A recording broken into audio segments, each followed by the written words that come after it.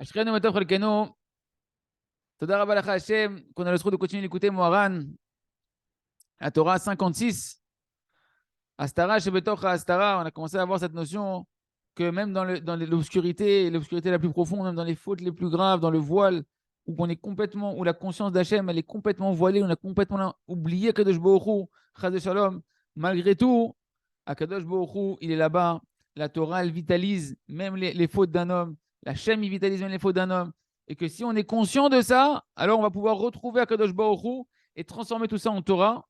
Et à ce moment-là, la Torah, on a dit qu'elle est constamment en train de nous réprimander positivement, de nous ramener à la raison, de nous faire sortir de la bêtise, de nos fautes. Et une personne, elle va entendre la Torah qui a vitalisé, qui était en train de, qui était là, qui a vitalisé, qui était caché dans ces moments de faute. Et bien, il va entendre le message d'Hachem, puisqu'Hachem, il vitalise tout, même dans ces fautes-là, et il va sortir de sa bêtise, il va commencer à avoir des pensées de tchouva pour revenir vers Hachem. Et on reprend dans les mots. Vezema shekatuv, pia patra bechorma, Torah Chesed Eleshona. Ken. Ce verset il nous dit quoi? Pia patra bechorma, sa bouche elle l'a ouvert avec sagesse. Ça veut dire quoi en réalité? Il dit Rabbi Nachman. Shaledé a chorma ve'adat anal. Shaledé megalin a astarot. Voici même Torah canal. Aïdézé pia patra. Aïnou bechinat oraita machez kamayu. Shatorah be'atzam potachat pia ou mochicha otam canal. Il nous dit en réalité, elle a ouvert sa bouche avec sagesse. Il nous dit de quelle sagesse on parle? On parle justement du dirigeant, du tzaddik, du dirigeant qui a une influence sur ceux qui sont en dessous de lui pour les ramener dans la tchouva. Que lorsqu'il va avec sagesse, parce qu'il étudie la Torah, il étudie la Torah l'Eshem Shamaim pour connaître Akadosh Baruch Hu, pour dévoiler Hachem, et il acquiert cette sagesse, cette conscience que Akadosh Baruch Hu, il est partout. Akadosh Baruch Hu, il vitalise tout. Même les endroits les plus obscurs, même les fautes d'un homme, il les vitalise. On dit quand le manig, il a cette chorma là, c'est ça, pia patra be chorma, elle a ouvert sa bouche avec sagesse. On parle de la sagesse qui a accumulé le manig, de voir qu'Hachem il est partout grâce à la Torah. Et donc à ce moment-là, il dévoile Hachem qui était caché dans l'obscurité des fautes et qui les transforme en fait, même ces fautes-là, il les transforme en Torah, parce qu'on a dit que la Torah, c'est elle qui vitalise tout, donc elle est même cachée dans les fautes. Elle est désé, pia patra, grâce à ça, grâce à cette chorma, cette sagesse, pia patra, elle a ouvert sa bouche. Qui a ouvert sa bouche? La Torah! La Torah qui était cachée dans les fautes d'un homme, qui vitalisait les fautes d'un homme, il ne l'entendait pas. La Torah est constamment en train de nous parler. La Torah, c'est une force spirituelle d'Akadosh Baruch Hu, c'est une énergie divine. Et constamment, il y a une voix céleste qui nous invite à travers la Torah à revenir Bichoua, mais on ne l'entend pas, notre conscience, elle ne l'entend pas parce qu'elle est cachée. Nos oreilles, elles sont bouchées. Quand le tzaddik, il est en train de dévoiler, il retire les voiles et qui nous fait prendre conscience qu'Hachem, il est partout, que la Torah, elle est partout. Et que Behemet, même dans les fautes, là-bas, il y a une Torah qui est cachée, qui vitalise ces fautes-là. À ce moment-là, Pia Patra Bechorma. La Torah, elle ouvre sa bouche grâce à la sagesse qu'a accumulé le tzaddik, le manig. Et la Torah, elle réprimande celui qui a fauté. C'est-à-dire quoi qu'elle réprimande? En gros, tu ressens des envies de faire tchouva. Tu ressens envie de revenir à Michoua. Toi, tu ne sais pas pourquoi. Tu regrettes ce que tu as fait, mais positivement, sans te briser, etc. D'où ça vient, les amis? Parce qu'il y a un manig, il y a un dirigeant au-dessus de toi, de qui tu dépends au niveau des âmes, qui maintenant, il a étudié la Torah, il a dévoilé que Kadosh Baruch Hu, il n'y a rien hormis lui. Et ça t'a, toi, ouvert en réalité, c'est en retiré le voile que les Avérotes t'ont fait. Et donc, ça dévoile la Torah qui était cachée dans tes Avérotes, qui elle-même te donne envie de faire tes chouvas et de revenir vers Hachem.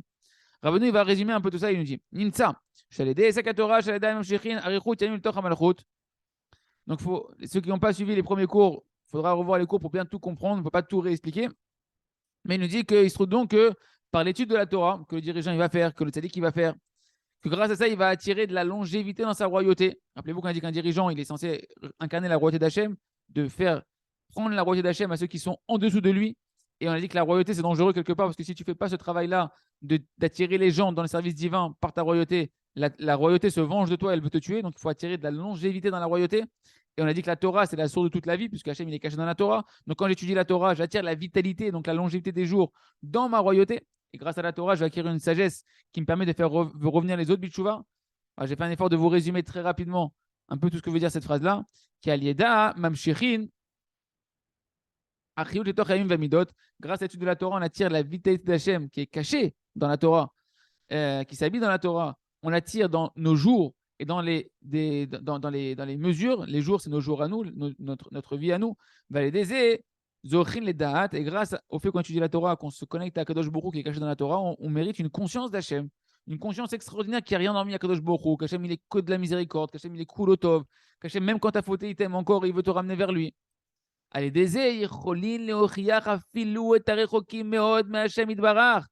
grâce à l'étude de la Torah, les Shem Shamaim, on peut réprimander positivement et faire revenir Bitshuva, même ceux qui sont les plus éloignés d'Hachem Itbarar, Biprinat Astara, Shebetoch Astara Kanal, ceux qui sont perdus dans les voiles, derrière les voiles, qui sont même plus conscients qu'Hachem il est là, qu'Hachem il les aime.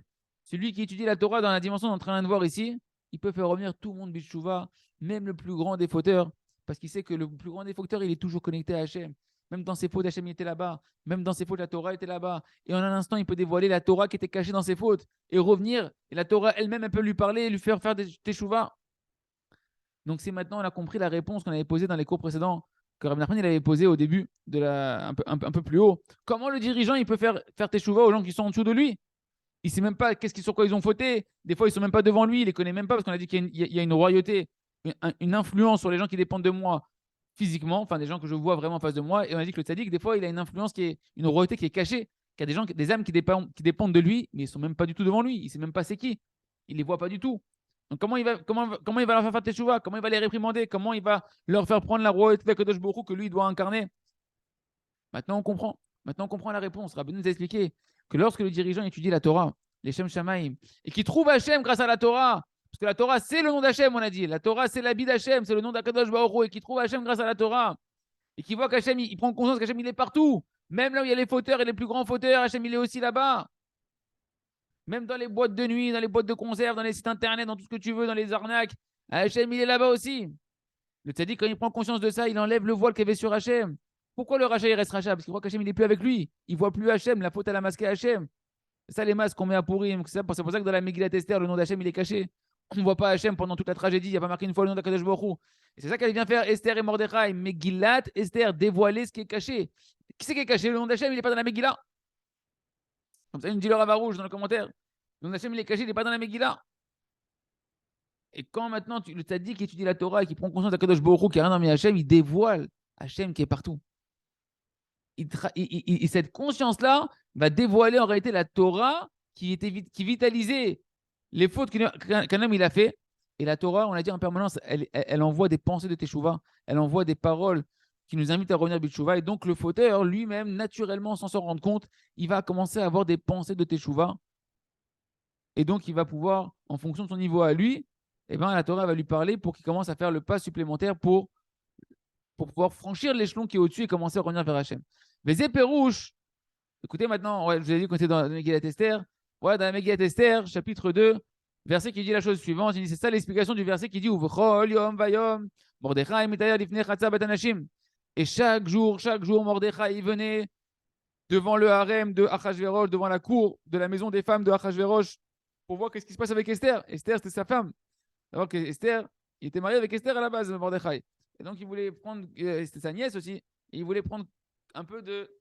Il allait voir de ses nouvelles tous les jours. Ça, c'est le sens simple du verset, qu'il allait devant la maison des femmes de Achashverosh voir comment ça se passe. Mordechai, Zebechinat Malchut Kanal. On a expliqué dans le cours, dans les débuts de cette oreille de l'écouter Moran, que Mordechai, Yehudi, c'est la dimension de la royauté divine, de la qualité de la royauté. Parce qu'on a dit que Mordechai, c'était Morderor. Maria Dachia en araméen. Maria Dachia, c'est Morderor. C'est mort, ça vient du mot Marout. Marout, c'est l'autorité, la royauté. Et Deror qui doit être libre. Parce qu'on avait dit qu'un vrai dirigeant, un vrai roi d'Israël, un vrai dirigeant, c'est quelqu'un qui doit garder la qualité qu'il a de dirigeant uniquement pour faire régner Hachem sur les autres et pas prendre la royauté pour qu'on le serve et qu'on lui fasse des courbettes à lui. Donc Mordechai, il représente quoi?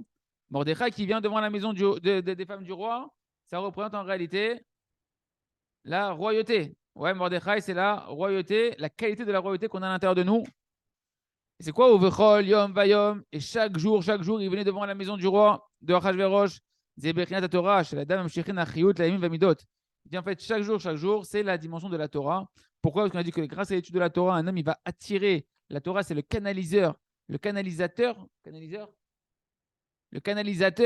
de la lumière infinie d'Akadosh Baruch Hu. Hachem, il est infini. Tu ne peux pas capter Hachem, te connecter à l'infini. Il te faut un connecteur, il te faut quelque chose qui va canaliser et adapter l'énergie divine. C'est la Torah. La Torah, elle va donc permettre de prendre cette énergie divine et la faire rentrer dans tes jours de ta vie de manière canalisée et mesurée. C'est ça, jour après jour. Le jour, c'est la dimension de canalisation, de délimitation. Il y a un début, il y a une fin.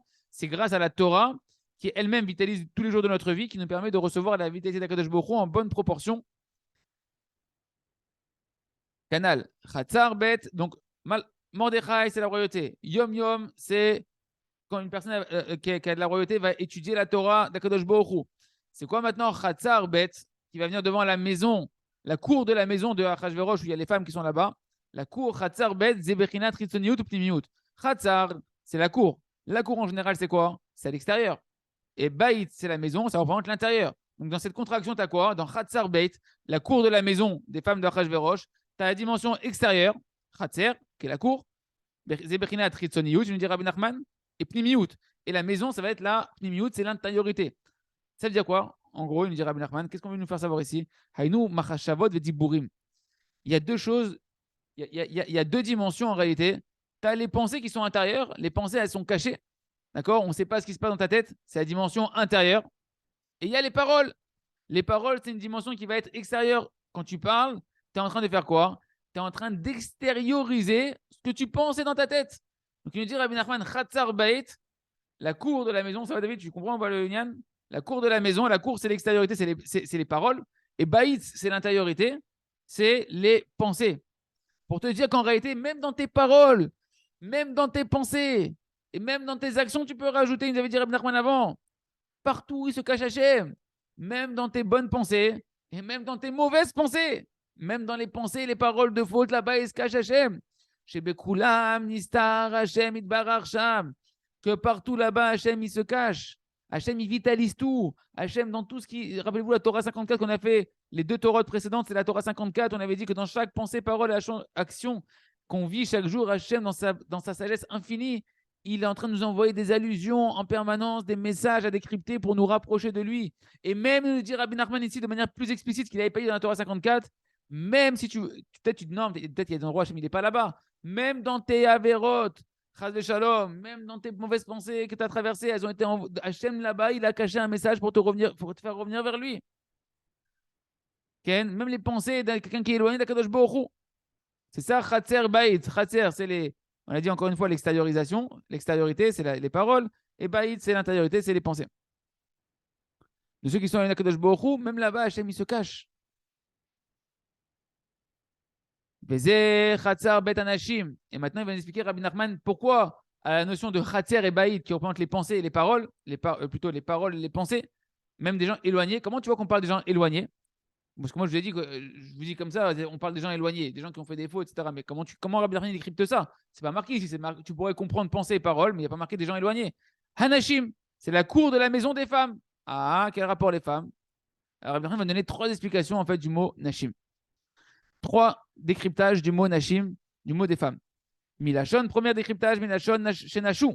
Vekavtsu Mimkomo Shalolam, Shintrakum Hashem Itbarach. Le mot Nashim, il vient du mot Nashu. Nashu, ça veut dire se détacher. On parle des gens qui se sont détachés et qui ont sauté, qui ont quitté, d'accord, l'endroit du monde qui est Kadosh Baruch Hu. D'ailleurs, on peut dire ici que c'est un jeu de mots qui fait Rabbi Nachman quelque part parce qu'un des noms de Kadosh Baruch Hu, c'est qu'il est l'endroit du monde. Ça veut dire quoi? Le monde, il est dans Hachem. C'est pas Hachem qui est dans le monde. Hachem, c'est l'endroit dans lequel Hachem, il a laissé une place à l'intérieur de lui-même pour créer le monde. Donc Hachem, il est partout. Parce que le monde, il est dans Hachem. Mais à cause de la faute, il y en a qui sont Nashu, comme Nashim, qui se sont détachés et qui ont sauté de l'endroit du monde. C'est-à-dire qu'ils ont l'impression qu'ils sont tout seuls dans leur vie, qu'ils font ce qu'ils veulent. Tu crois que tu peux te donner d'Hachem? T'es dans Hachem, mon frère. Hachem, il est en toi, t'es en lui. Il n'y a rien hormis Hachem. Simplement, la faute, elle t'a fait Nashu, elle t'a fait te déconnecter de la conscience qu'Hachem, il est l'endroit du monde. Que tu as beau fuir à Tahiti, en Thaïlande, Hachem, il est là-bas. Ça ne sert à rien. Tu as beau rentrer dans n'importe quel site, Hachem, il est là-bas aussi. Hachem, il est partout. Simplement, ces endroits là-bas, tu ne le vois pas, Hachem. Là-bas, tu ne le vois pas, Kadosh Baruch Hu. Et là-bas, c'est la galère. Deuxième notion, il dit Rabbi Nachman, Veyesh shekvar ayu ktsat etzel Hachem itbarach. Ach shekvar shachu oto itbarach. Veze anashim, leshon shecha.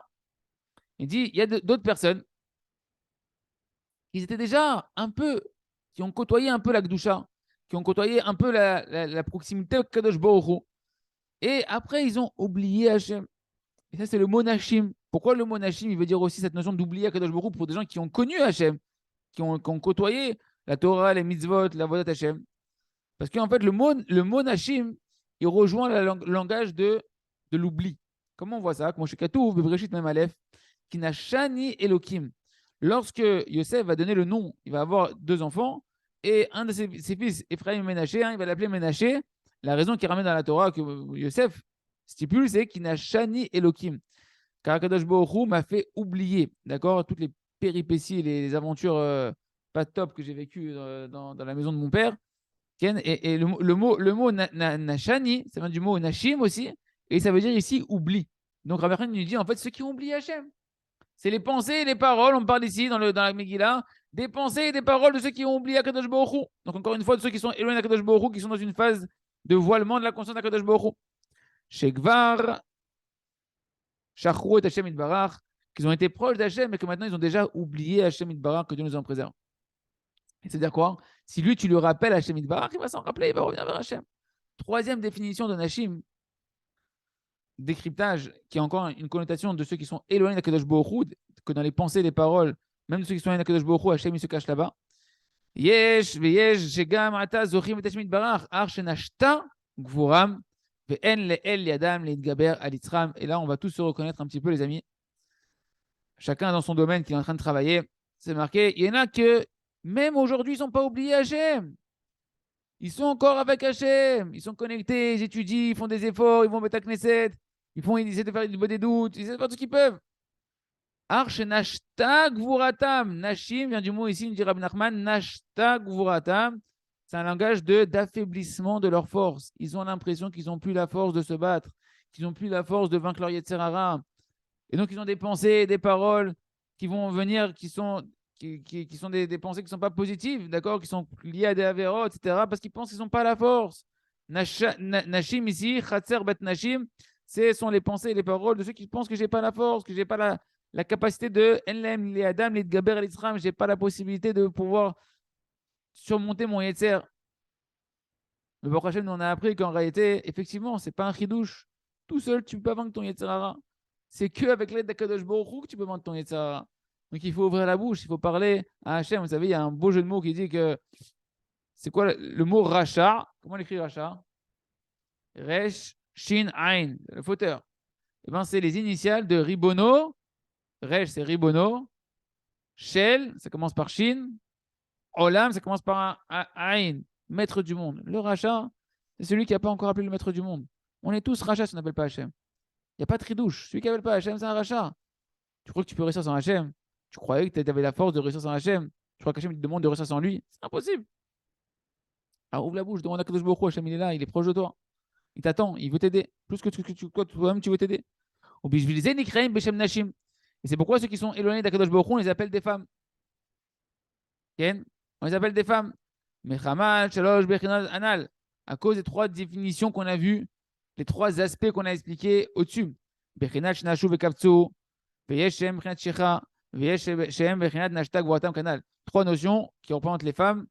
C'est soit qu'ils se sont déconnectés et ont sauté de l'endroit du monde, ils se sont écartés à Kadosh Baruch Hu, déconnectés à Kadosh Baruch Hu, soit ils ont oublié, ils étaient avant proche d'Hachem, ils ont oublié Hachem, ou soit le langage qui veut dire qu'ils se sont affaiblis dans leur force, en tout cas dans la conscience qu'ils ont de leur force, ils se sentent impuissants. Et à cause de tout ça, ils sont loin d'Akadosh Baruch Hu. Hachem Itbarach nistam me'em biprinat astarot anal. Et Hachem Itbarach, du coup, il est voilé d'eux. Il est voilé, il est caché pour eux. Dans un voile, dans 2 voiles, dans combien de voiles que tu veux, qu'ils ont l'impression qu'Hachem, il n'est plus là. Et c'est ça la Megillat Esther. Esther, ça vient du mot caché. Megillah, du mot dévoilé. Dévoilé, Kakadosh Baruch Hu, même si tu ne le vois pas dans la Megillah, c'est lui qui fait tout, il est partout. Même derrière Aman. Même derrière Aman, il est là-bas. Et tu peux arriver à un stade de Baruch Aman, même de pouvoir voir comment Akol et Tova, même dans ce que tu croyais qu'était Aman, que c'était que du mal. Ou Mordechai, on a expliqué que Mordechai, c'est la dimension de la royauté. Morderor, Maradachia, c'est la royauté. Marut, c'est la royauté. Ou Yachol, donc c'est qui? C'est le tzaddik. Le tzaddik qui représente la royauté de Kadosh Baruch Hu. Le dirigeant, chacun à son niveau, qui représente Kadosh Baruch Hu. Ou Yachol, Leochiach, ou Lahazir, Otam, Aïdé, Sekatora, Shelo. Il peut les réprimander les mettre en garde et les illuminer, les éclairer par son étude de la Torah. On ne parle même pas qu'il va aller leur parler, les amis. On ne parle même pas qu'il va aller leur parler. C'est pour ça qu'une personne, on dit non, mais moi, si je ne lui parle pas, il va pas faire teshuva, nanana. Étudie la Torah, cherche à étudier la Torah, l'Eshem Shamaïm. Essaie d'obtenir en étude de Torah de la conscience d'Akadosh Baruch Hu, et automatiquement, ceux qui dépendent de toi, ils vont recevoir les messages de la Torah elle-même qui va les réprimander. Canal. La Torah, on a dit qu'elle est la dimension des jours et des mesures, puisque la Torah, elle va vitaliser tes jours et elle va canaliser l'énergie divine dans des proportions qui sont acceptables et adaptées à ton niveau. Donc, c'est la même dimension que les jours, que des jours, c'est des choses qui sont délimitées, dans lesquelles tu vas vivre. Grâce à l'étude de la Torah, le dirigeant, il va absorber de l'énergie divine, il va se connecter à la dimension infinie de Kadosh Baruch Hu, il va prendre une conscience, il va gagner en conscience d'Hachem, qu'Hachem, il est partout. Quand le tzaddik, il a cette conscience-là d'Hachem qui se réveille grâce à la Torah, canal, canal. À ce moment-là, qu'il a cette conscience d'Akadosh Baruch Hu qui est partout, il dévoile en fait tous les voiles qu'il y avait sur Hachem, même pour les fauteurs qui croyaient qu'Hachem n'était pas avec eux. Et il transforme le voile en Torah parce qu'il leur dévoile que derrière leur faute se cachait en fait Hachem, se cachait une Torah d'Hachem, un message d'Hachem, un appel d'Hachem. Et d'un coup, ils entendent la Torah qui se met à leur parler, la Torah qui se met à les rappeler, à revenir vers Akadosh Baruch Hu, comme on a vu au-dessus. Et c'est ça le sens du verset qu'on a dit, Uvchol Yom, chaque jour, jour après jour, Mordechai, il venait, c'est quoi chaque jour après jour? C'est la Torah. Mordechai, c'est la royauté, c'est le dirigeant. Et il venait devant, il venait devant la cour de la maison des femmes. La cour et la maison, ce sont l'extériorité et l'intériorité, les paroles et les pensées. Et les femmes, ce sont tous ceux qui sont éloignés d'Akadosh Baruch Hu, que grâce à l'étude de la Torah, le tzaddik qui peut réveiller même ceux qui se sont éloignés d'Akadosh Baruch Hu dans leurs pensées, dans leurs paroles, qui ont fauté.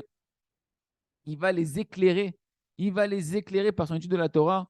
Et de l'endroit où ils sont, ils vont commencer à se rappeler de la Torah, se rappeler d'Hachem, de se rappeler de la bêtise dans laquelle ils sont tombés et de revenir à la sagesse, à la conscience d'Akadosh Baruch Hu, que c'est ça le véritable bonheur. Et c'est ça le sens de la suite de la Megillah dans le verset, c'est marqué quoi? Pourquoi ils venaient tous les jours devant la maison des femmes du roi de Achashverosh? Pour savoir, avoir conscience de comment prendre conscience de comment va Esther. Est-ce que Esther, elle est en paix? Est-ce que Esther, elle va bien? C'est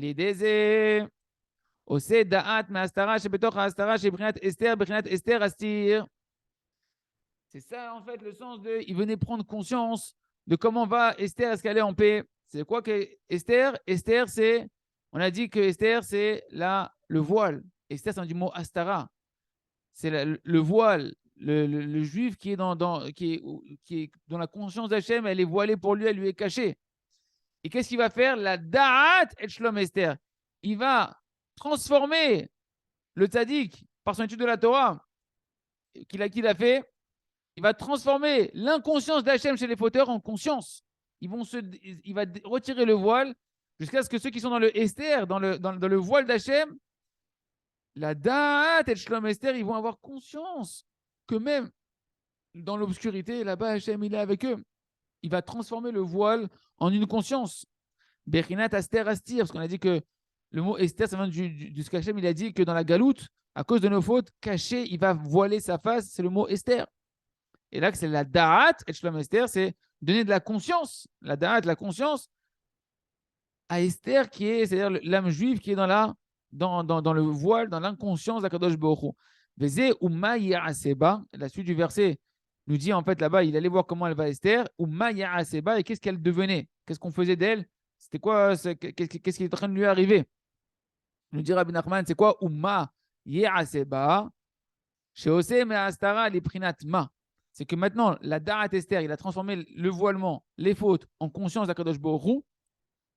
Et cette conscience d'Akadosh Baruch Hu, en fait, c'est la dimension de Ma. Dans le verset, c'est marqué Ma Ya'aseba. Qu'est-ce qui va lui advenir? Ma, nous dit Rabbi Nachman, c'est la conscience de la Torah. Haïnu Torah. D'où tu vois que Ma, quoi, qu'est-ce que c'est lié à la Torah? Moshe Katou, ce qu'on dit à Pessah, Ma Edoud Vachukim. Quelles sont ces lois et ces préceptes que vous faites, etc. Et là-bas, on parle de quoi? On parle de la Torah. Quelles sont ces lois, etc. C'est la Torah là-bas dont on parle. C'est la Torah. Donc le mot Maya Seba, qu'est-ce qu'il est en train de lui arriver? Nous dit Rabbi Nachman, on parle en réalité qu'il est en train de transformer le voile et les fautes en Torah. En Torah qui était la Torah qui était cachée là-bas. כנ"ל, כי מזה בעצמו שיודע שגם בתוך ההסתרה שבתוך ההסתרה יש שם השם יתברך, מזה בעצמו נעשה דעת, דהיינו Torah, ואזי הוראיתם אחרת comme היו כנ"ל. Parce que par le fait même que le tzaddik, il sait et qu'il a conscience de manière claire que même dans le voile de tous les voilements, là-bas, Kadosh Baruch Hu, il se cache là-bas, et que Kadosh Baruch Hu, il est caché dans sa Torah qui vitalise même ces événements mauvais qui sont passés dans la vie d'une personne, dans les fautes de la vie d'une personne. De cela même, il transforme en réalité le voile en une conscience d'Akadosh Baruch Hu, c'est-à-dire en une Torah. Et la Torah elle-même qui était cachée, elle se met à rappeler ses enfants, à rappeler le juif qui s'est égaré, à revenir vers Akadosh Baruch Hu. Et c'est ça en fait la réprimande qu'on en demande aux dirigeants, chacun qui a une notion de royauté de dirigeant du Ham Israël. C'est ça qu'on lui demande en réalité. On ne te demande pas de venir, de commencer avec des pancartes, de faire des manifestations, de dire t'es un rachat, faut que tu reviennes, c'est pas comme ci, c'est pas comme ça. Non, le manning, le dirigeant, il doit réprimander en éclairant les âmes qui dépendent de lui par son étude de la Torah, qui l'amène à une conscience éclairée d'Akadosh Baruch Hu. Tu seras une lumière tout seul. Tout seul, la Torah, elle va les ramener sans que tu dises rien du tout. Les gens, ils vont avoir envie de faire tchouva. Kigorem al à Da'at. Kigorem al à Da'at. Chez Torah, Tochirachotam. Parce qu'il va engendrer que par cette conscience-là qu'il est en train de dévoiler d'Akadosh Baruch Hu, même dans les fautes qu'ils ont traversées, en étant conscient que même dans les endroits les plus éloignés, là-bas il y a de la Torah, là-bas il y a Hachem qui est là-bas, eh bien la Torah elle se dévoile et elle-même, elle réprimande celui qui a fauté en lui envoyant des bonnes pensées, des bonnes envies, des pensées de regret positives, une envie de s'améliorer, de l'espoir, etc. Canal. Et lorsqu'il fait cette réprimande-là, eh ben, il est en train d'attirer de la longévité dans sa royauté. Parce que sa royauté, on a dit que pour qu'il continue à vivre, on a dit que les rois d'Israël, un prophète, il voyait 3 rois passer dans sa vie. Parce que les rois, ils mouraient jeunes. Pourquoi? Parce qu'ils n'utilisaient pas la royauté pour faire revenir le Ham Israël Bilchouva. Mais quand un dirigeant comme un roi d'Israël ou un tzaddik, il va utiliser sa royauté en étudiant la Torah et en faisant cette réprimande-là, pas forcément en prenant un haut-parleur pour dire à tout le monde de faire tchouva, eh ben, en réalité, il est en train d'attirer la longévité dans sa royauté, c'est-à-dire d'attirer de la longévité dans sa vie, notamment que la Torah en elle-même, elle le vitalise et en plus qu'il utilise la royauté pour faire prendre la royauté à Kadosh Baruch Hu sur ceux qui sont éloignés à Kadosh Baruch Hu. Chez l'autre, afin que ne s'applique pas sur lui le principe que la royauté, elle enterre ceux qui sont rois ou qui l'utilisent. Chez Ekchen, parce que cette sentence ne tombe que sur ceux qui n'utilisent pas leur royauté pour faire prendre la royauté de Kadosh à ceux qui dépendent d'eux. Mais par l'étude de la Torah ardente, les Shem Shamaim pour la gloire de Kadosh pour connaître Hachem, pour dévoiler Hachem, qui lui permet au tzaddik de pouvoir, au manig, aux dirigeants, de dévoiler Hachem même dans tous les voiles qui existent. Que par la Torah, il attire la vie, la longévité, jusqu'à ce que la conscience, jusqu'à ce que la Torah elle-même, c'est elle qui va réprimander ceux qui ont fauté. Parce que c'est une Torah qui est liée à leur faute. Et elle les réprimande. Donc il se trouve donc en fait le tzaddik, quand il étudie la Torah de cette manière-là, il a fait sa part à lui de réprimander ceux qui dépendent de lui, même s'il les connaît, même s'il les connaît pas, même s'il ne sait pas quelle faute ils ont fait, quelles choses ils n'ont pas fait.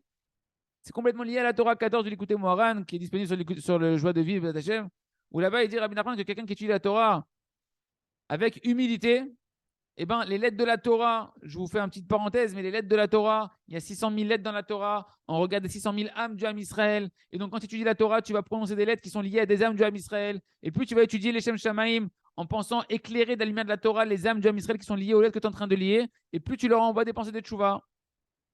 C'est la Torah 14 de l'écouter Moran, un extrait de la Torah 14.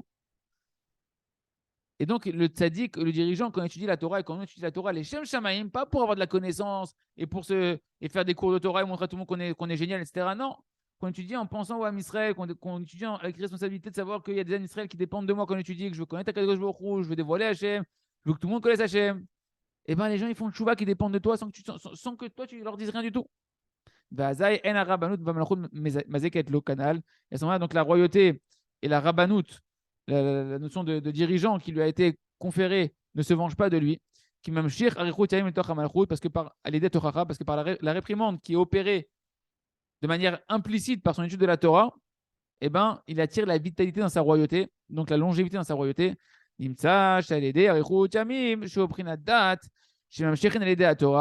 Il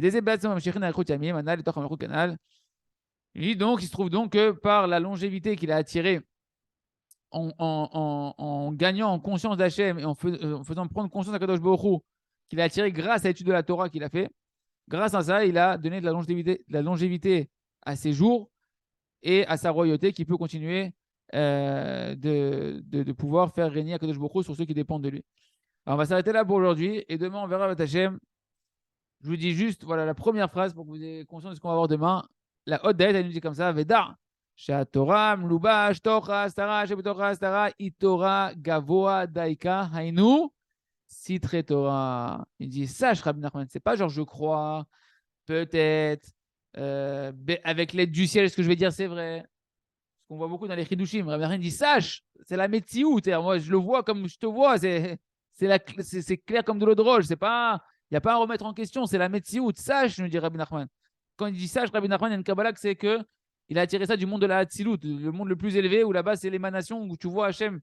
Kaviachol, t'es chez Hachem. Il dit sache que la Torah qui vitalise et qui est cachée dans le voilement, qui est voilé de la conscience d'Akadosh Baruch Hu, donc les fautes les plus graves qui ont été répétées, etc. C'est pas une petite Torah, c'est une Torah extrêmement élevée qui sont les secrets de la Torah. Et on expliquera demain pourquoi, etc. Et qu'est-ce qui se passe quand on fait le tchouva sur des avérotes, qu'est-ce qui va se passer pour nous. Hachem, que du bonheur à suivre. La Megillat Esther sous un autre éclairage. Ashren Otoch Lekeno, Chazak, Venitrazek.